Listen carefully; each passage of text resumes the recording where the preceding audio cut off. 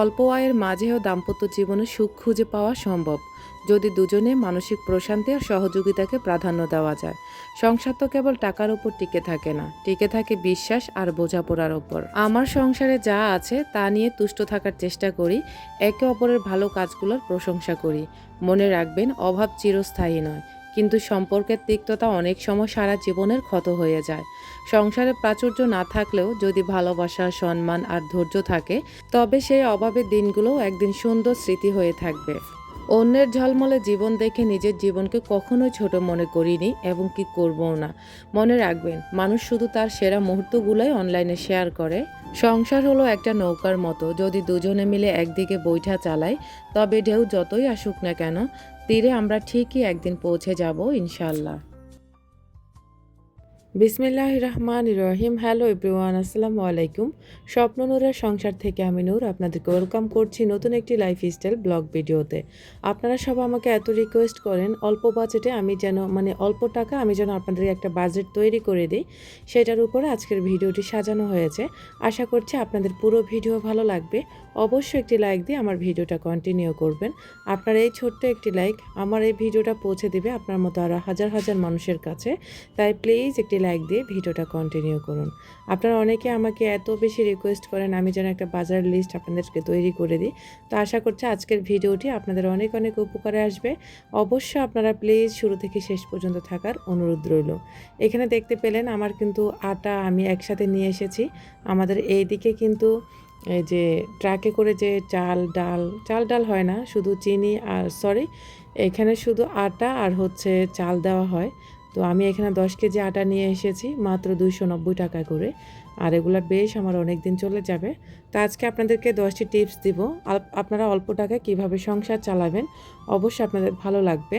আমার আজকের ভিডিওটি সাজানো হয়েছে এক এক দিনের ভিডিও আপনাদের সাথে খণ্ড খণ্ড চিত্র আকারে তুলে ধরেছি। কারণ আমার একদিনে কিন্তু আমি সব কিছু করিনি।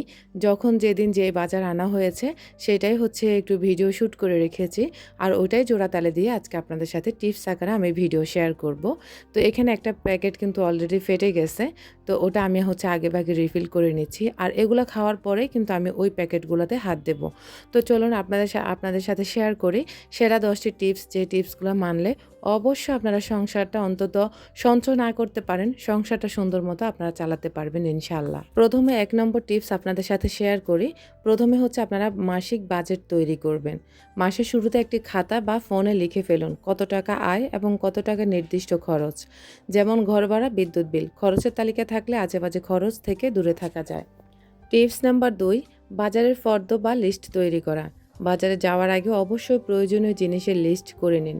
লিস্ট থাকলে হুটহাট অপ্রয়োজনীয় জিনিস কেনার ঝোঁক কমে যায় এবং সময় ও টাকা দুইটাই বাঁচে।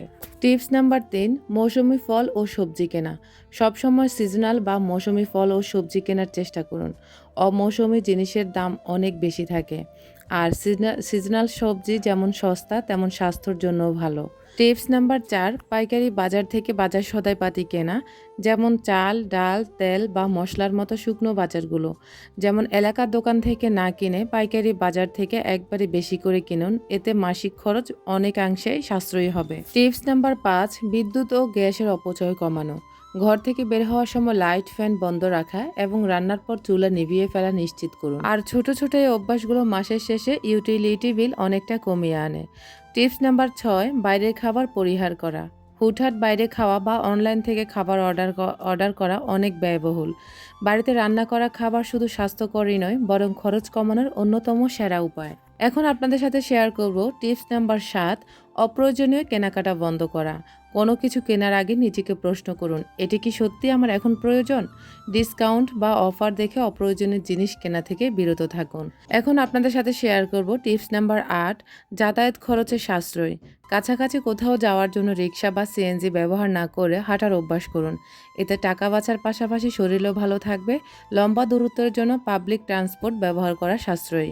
টিপস নাম্বার 9, মাসিক সঞ্চয়ের অভ্যাস। খরচ করার পর যা অবশিষ্ট থাকে তা সঞ্চয় না করে বরং আয়ের শুরুতে একটি নির্দিষ্ট অংশ হোক তা খুব সামান্য আলাদা করে রাখুন। আপৎকালীন সময় এটি অনেক কাজে দেবে। এখন আপনাদের সাথে শেয়ার করব টিপস নাম্বার 10, পুরনো জিনিসের পুনর্ব্যবহার। হুট করে নতুন আসবাবপত্র বা জিনিস কিনে পুরনো জিনিস মেরামত করে বা নতুনভাবে ব্যবহার করা যায় কিনা তা দেখুন। রিইউজ বা রিসাইকেল করার মানসিকতা খরচ কমিয়ে দেয়। মনে রাখবেন, সঞ্চয় করা মানে কৃপণতা নয়, বরং বুদ্ধিমত্তার সাথে জীবন পরিচালনা করা। আপনার জীবনযাত্রার সাথে মানানসই পদ্ধতিগুলো বেছে নিলে অল্প টাকাতেও খুব সুন্দরভাবে সংসার চালানো সম্ভব। আমি আজকের ভিডিওতে অনেক টিপস আপনাদের সাথে শেয়ার করে ফেলেছি। সবচেয়ে কোন টিপসটি আপনাদের বেশি ভালো লেগেছে অবশ্যই আপনারা কমেন্ট করতে ভুলবেন না। আর আমি প্রথম ৪ মিনিটের মধ্যে আমি আমার টিপসগুলো রাখার চেষ্টা করেছি, যাতে করে আমার অডিয়েন্স দেখতে পারে বা শিখতে পারে। আমি এর আগে যে ভিডিওগুলো মেক করেছি প্রায় ২-৩ মিনিট পর আপনাদের সাথে টিপসগুলো শেয়ার করেছি। অনেকেই অনেক কিছু বলেছেন, আবার অনেকে মিশ্র প্রতিক্রিয়া জানিয়েছেন। যার কারণে আজকে ভিডিও শুরুতেই আমি আপনাদের সাথে টিপসগুলো শেয়ার করে ফেলেছি। আশা করছি আজকে আপনাদের ভালো লেগেছে ভিডিওটি। অবশ্যই আরও টিপস আপনারা পেয়ে যাবেন। তার আগে এখন আপনাদের সাথে আমি গল্প করি। এই যে দেখলেন, আমি সংসারের জন্য কত স্ট্রাগল করি। আপনাদেরকে হয়তোবা এতক্ষণ আমি কিছুই বলিনি, কারণ আমি ওই যে আপনাদের সাথে টিপস শেয়ার করেছি, এই কারণে আমি ব্যস্ত ছিলাম। এই যে এই পানিগুলো আমার হাজব্যান্ড প্রতিনিয়ত আনে। প্রতিদিন 20 লিটার 30 লিটার পানি সে অনেক দূর থেকে আনে। তো এনে কি করে, সিঁড়ির রুমে নিচে রেখে দেয়। আর সে নামাজ পড়লে নামাজ পড়ে আসে, বা কোনো কাজ থাকলে কাজ শেষ করে আসার সময় তারপরে এই পানিগুলো নিয়ে আসে। তো আজকে আমি গেলাম এই পানিগুলো আনতে। আর 4 তলাতে পানি উঠানো যে কী পরিমাণ কষ্ট মানে আমি পেয়েছি, বিশ্বাস করেন। আমার এমনিতে হাই প্রেশার বেড়ে থাকে সব সময়, তার মধ্যে এই পানিগুলো গরমের ভিতরে এনেছি। আমার মনে হয় যে মাথাটা একদম ধরে গেছে। আর এই সংসারের জন্য আমি কী পরিমাণ কষ্ট করি, কী পরিমাণ স্ট্রাগল করি, হয়তোবা আমার প্রিয় মানুষগুলো বুঝতে পারে। আর সবাই তো আসলে সব কিছু বুঝবেও না। আর আলহামদুলিল্লাহ, আমার যথেষ্ট পরিমাণ ভালো মানুষ আমার চ্যানেলে আছে। তারা আমাকে সাপোর্ট করে, আমার ভিডিও দেখে আমাকে লাইক কমেন্ট শেয়ার করে, এবং কি আপুরা আমাকে অনেক ভালোবাসে, সাথে আন্টিরাও। তো আমি কিন্তু এই ছোট টিপসগুলো মেনেই কিন্তু আমার সংসারে আজও টিকে আছি। এই কঠিন শহরে আল্লাহ ছাড়া, নিজের স্বামী ছাড়া পৃথিবীতে এই পৃথিবীতে কেউই আপন হয় না। আর এই শহরে প্রায় 12-13 বছর আছি, কারো সাপোর্ট ছাড়াই আলহামদুলিল্লাহ চলতেছি। আজ কাজ আছে তো কাল আমাদের কাজ নেই, বা কাল কাজ হয়েছে আগামী 3-4 দিন কাজ হবে কিনা তার কোনো গ্যারান্টি আমাদের থাকে না। তো ওই যে ছোট হিসাবগুলা মেনে চলেই তারপরে আমি সংসারটাকে চালিয়ে যাই। আর আমি এত সুন্দর করে চালাই যে এটা হয়তোবা বাইরের মানুষ কখনোই বুঝতে পারবে না। আমি যদি আমার পারিবারিক সমস্যার কথাগুলো আপনাদের সাথে কখনো শেয়ার না করতাম, হয়তোবা আপনারা কখনোই বুঝতেও পারতেন না যে আমার সংসারে কতটা অভাব আছে। তো আপনারা প্লিজ এই টিপসগুলোর থেকে 10টা টিপস আপনাদেরকে দিয়েছি, কোনটা আপনাদের সবচেয়ে কাজে আসবে, আর যেটা সবচেয়ে কাজে আসবে সেটা আপনারা শুরু করুন। ইনশাআল্লাহ আপনারা, আমি বলবো, নিরাশ হবেন না। আপনারা একটু করে সব কিছু মানিয়ে নিতে পারবেন। অনেকে অনেক কিছু মানতে চায় না, বা অনেক কিছু মানাতেও কষ্ট হয়। কষ্ট আমারও হয়, আমিও খুব কষ্ট করে সংসারটা চালাই। বিশ্বাস করেন, আমার সংসারে যে অভাব আছে এটা বাইরের লোক, ওই যে প্রথমে বললাম, কেউ বিশ্বাস করবেন না। আমি অনেক স্ট্রাগল করি। আমার সংসারে এতটা সাজানো গোছানো আমি কিভাবে রাখি।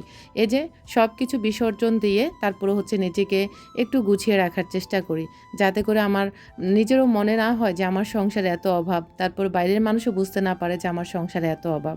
তো যাই হোক, আশা করি আপনারা আমার ভিডিওগুলো দেখেন, ভালোবেসে দেখেন, আপনারা উপকৃত হন, এই কারণে দেখেন। আজকের ভিডিও দেখে কে কতটুকু উপকৃত হবেন আমি জানি না, তবে আমি আশাবাদী ইনশাল্লাহ আপনারা একটু হলেও হেল্পফুল হবেন। আমার আজকের ভিডিও দেখে অনেকে হয়তোবা ভাবতে পারেন যে আমি হয়তোবা সঞ্চয় করি, কিন্তু না, সত্যি কথা, আমি সঞ্চয় করতে পারি না। ওই যে আপনাদের সাথে একটা ভিডিওতে শেয়ার করেছি, 1000 টাকা করে একটা ডিপিএস করছিলাম, সেটা আমার হাজব্যান্ড প্রায় কয়েক মাস চালানোর পরে সেটা ও বন্ধ করে দিয়েছিল। তো তখন থেকে আমাদের আর কোনো ডিপিএস করা হয়নি। এখন যে আপনারা যা কিছু দেখেন তা নিয়ে যা কিছু নিয়ে ভিডিও বানাই তাই আপনারা দেখেন। আমার এর বাইরে সঞ্চয় করার এখন কোনো উপায় নেই। আমার 2টা বাচ্চা পড়াশোনা করে, শহরের বাড়িতে পানি সহকারে কিনে খেতে হয়। তো আমার বাচ্চাদের পড়াশোনা আল্লাহ অন্যরকমভাবে মিলিয়ে দিয়েছেন আলহামদুলিল্লাহ। ওদের পড়াশোনার খরচটা নিয়ে আমি এখন চিন্তা করি না। আল্লাহ তাআলার রহমত, ইনশাআল্লাহ আমার ছেলেদের পড়াশোনার খরচ চলবে, আমি আল্লাহর কাছে আশাবাদী করি। আল্লাহ আসলে কার জন্য কীভাবে কখন কীভাবে মিলিয়ে দিবে সেটা শুধু আল্লাহ পাকের মনেই জানা আছে। তো আল্লাহ পাক যখন যার জন্য যেটা ভালো মনে করেন সেটাই তার মনের ভিতরে দিয়ে দেন। তবে এখন তাদের পড়াশোনার খরচ আলহামদুলিল্লাহ আমাকে বহন করতে হয় না। তো যাই হোক, আলহামদুলিল্লাহ, আপনারা সবাই দোয়া করবেন। এখন আপনাদের সাথে শেয়ার করি, তো আমি কিন্তু ওই যে যেটা বলতে গেছিলাম যে আমি সঞ্চয় করতে পারি না। পানিগুলো পর্যন্ত কিনে খেতে হয়। আর অনেকে আবার আমাকে বলেন আমি কেন টিন শিটে থাকি না? আপুরা এবং ভাইয়ারা যারা এটা মনে করেন যে আমি এত সুন্দর একটা বাসাতে থাকি, বাসাটা আপনাদের কাছে সুন্দর মনে হয়। কিন্তু এই সুন্দর রাখার পেছনের গল্পটা কি জানেন? সেখানে আমিই থাকি গল্পের মধ্যে। সারাদিন ধোয়া, মোছা, ঘর গোছানো, পরিপাটি রাখা এটা কিন্তু অনেক কষ্টের কাজ। তো ওটা আমি করে দেখেই বলে হচ্ছে বাসাটা সুন্দর দেখা যায়। না হয় বাসাটা কিন্তু অত একটা সুন্দর বাসা না। আর তাছাড়া এটা ছোট্ট একটা মিনি প্লট। একদম বলা যায় হাসব্যান্ড ওয়াইফ দুজনের জন্য এটা আমি মনে করব পারফেক্ট হয়। তো তারপরেও সেখানে যেহেতু আমরা অভাবের সংসারে আমাদের দিন কাটাতে হয়, সবকিছু হিসাব করে তারপরে হচ্ছে আমাদের মাসটা কাটাতে হয়। যেমন আপনারা অনেকের মনে প্রশ্ন থাকে যে আমি এত সুন্দর বাসায় কিভাবে থাকি? একটা টিন শেড বাসাতে থাকলেও তো হয়। আসলে টিন শেড বাসা না আমি বলবো এই মিনি ফ্ল্যাটটার আমার যে ভাড়া, ওই ভাড়াতেই টিন শিট পাওয়া যায়। তো আমাদের হিসাব হচ্ছে আমার এবং আমার হাসব্যান্ডের হিসাব হচ্ছে আমার থেকে বেশি আমার হাসব্যান্ডের হিসাবটা করে যে টিন শিটের আমরা যদি ফ্ল্যাটের ভাড়া দিয়ে যদি টিন শিটের ভাড়া দিয়ে যদি আমরা ফ্ল্যাট পাই তাহলে আমরা টিন শিটে থাকবো কেন? আর টিন শিটে কিন্তু এটা আসলে বলাটা উচিত না। আল্লাহ পাক সবাইকে আমি তো গরিব একজন মানুষ কিন্তু আমার ভিতরে যে ডিসিপ্লিন আছে অনেকের ভিতরে সেই ডিসিপ্লিনগুলা নাই। যেমন আমরা চাই আমাদের বাচ্চাদেরকে আ ভালো মানুষ করতে পারবো কিনা সেটা আল্লাহ পাক ভালো জানেন। তবে ভালো পরিবেশ দেওয়া বাবা-মার একান্ত দায়িত্ব। তো সেখান থেকে দেখা গেছে ওই টিন শিটের মধ্যে আপনার অনেক ভ্যারাইটি মানুষ থাকে। যারা কিনা দিন শেষে তারপরে রাত নাই, দিন নাই, ভোর নাই, সকাল নাই। ওই অকথ্য ভাষায় গালাগালি, হাসব্যান্ড ওয়াইফ মারামারি, বাচ্চা ঝগড়া বিবাদ, বাবা-মা ঝগড়া বিবাদ করছে, বাচ্চারা সেগুলা দেখছে, শিখছে। তারপরে অকথ্য ভাষায় মহিলা পুরুষ সবাই সমানে গালাগালি করে। সেগুলা না আসলে আমার হাসব্যান্ডও নিতে পারে না, প্লাস আমিও নিতে পারি না। কেন জানেন? কারণ আমরা চাই আমরা গরিব, আমাদের বাচ্চাগুলা মানুষের মতো মানুষ হোক। তারা যেন অন্তত উচ্চশিক্ষার আমার প্রয়োজন নেই। যেন সুশিক্ষাটা পায়, যেন ভদ্র হয়, নম্র হয়, মানুষের মতো মানুষ হয়। এটাই মনে করে তারপর আমরা এই ছোটখাটো ফ্ল্যাটটা বেছে নেই। তো আশা করছি আমার প্রিয় ভাই বোনেরা এবং আঙ্কেল আন্টিরা বুঝে গিয়েছেন যে আমরা কেন ফ্ল্যাটে থাকি। তো আশা করি আপনারা হয়তোবা আমাকে এগুলাতে কেউ ভুল বুঝবেন না। কারণ আসলে আমরা যা তাই হচ্ছে আমি শেয়ার করে থাকি। সেই শুরু থেকে আপনারা দেখবেন আমার ভিডিও শুরু থেকে আমি যা তাই হচ্ছে আমি আপনাদের সাথে শেয়ার করি। তবে এই বাসাটাতে আমি আমার জীবনে ১ম আমি এরকম একটা ২ রুমের বাসা নিয়েছি। এর আগে আমি যত বাসায় ছিলাম সব হচ্ছে ১ রুমের ফ্ল্যাটে ছিলাম কিংবা সাবলেটে ছিলাম টিন শিটেও ছিলাম। টিন শিটে ছিলাম। আরাফ যখন পেটে হয় ও হওয়ার ২-৩ মাস আগে আমি হচ্ছে টিন শিটে ছিলাম। আর সেখানকার পরিবেশ এত খারাপ ছিল মানে যেটা আসলে মুখে বলা যায় না বা ভাষায় প্রকাশ করার মতো না। তা আমি না তখন খুব কান্নাকাটি করেছি। তো ওখানে হচ্ছে আমি ১ মাস ছিলাম। আর আরাফও হচ্ছে ডেলিভারির সময় হয়ে গেছে। পরে তো আমি গ্রামে চলে গেছি। আর গ্রাম থেকে আসার পরে আরাফ যখন দুনিয়াতে আসে, ও আসার ৩ মাস পরে হচ্ছে আমি আবার ঢাকাতে আসি। ঢাকাতে এসে এখন আমি বর্তমানে যে বাসাটাতে আছি, এই বাসার দোতলায় হচ্ছে আমি এই ছোট্ট মিনি ফ্ল্যাটটাতে আমি এক ভাবির সাথে হচ্ছে সাবলেটে ছিলাম। বুঝছেন আপুরা? এই ছোট্ট মিনি ফ্ল্যাটটাতে আমি আরেকজন ফ্যামিলির সাথে সাবলেটে ছিলাম ২ টা বাচ্চা নিয়ে। তো এভাবে হচ্ছে আমাদের দিনকাল শহরে যাচ্ছে আরকি। কিন্তু গ্রামের অনেক মানুষ মনে করে আমরা হয়তোবা কত বিলাসিতাতে আছি বা কত ভালো আছি। কিন্তু আমরা কিভাবে আমাদের দিনগুলা পার করতেছি সেটা শুধু মহান আল্লাহ তাআলা জানেন আর আমরা হাসব্যান্ড ওয়াইফ জানি। এর মধ্যে বাচ্চাদের কত অসুখ-বিসুখ, নিজেদের কত অসুখ-বিসুখ সেগুলা কিভাবে সাফার করেছি সেটাও আল্লাহ জানে। সবকিছু আমার লেখা আছে আল্লাহর ডায়েরিতে। তা আমি এভাবে পরিপাটি করে চলি বলেই ছোট স্যাক্রিফাইসগুলা করি বলে আমার সংসারে আজও আমি টিকে আছি।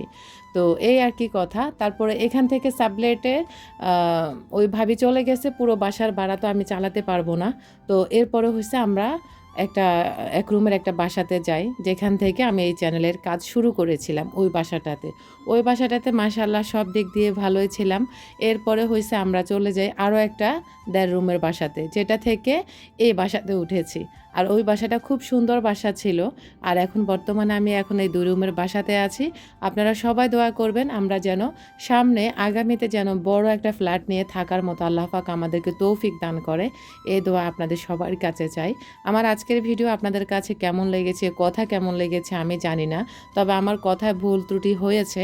আপনারা যাদের ভালো লাগেনি তারা অবশ্যই আমাকে ক্ষমা সুন্দর দৃষ্টিতে দেখবেন। আমার ছেলেদের জন্য দোয়া করবেন। আমরা যেন আমাদের লক্ষ্যে পৌঁছাতে পারি। আমার সন্তানদেরকে যেন উচ্চ শিক্ষা না, সুশিক্ষা যেন শিক্ষিত করে মানুষের মতো মানুষ করতে পারি। আমিন। আজকের মতো এইখানে বিদায় নিচ্ছি। দেখা হবে নতুন কোনো ভিডিওতে। আল্লাহ হাফেজ।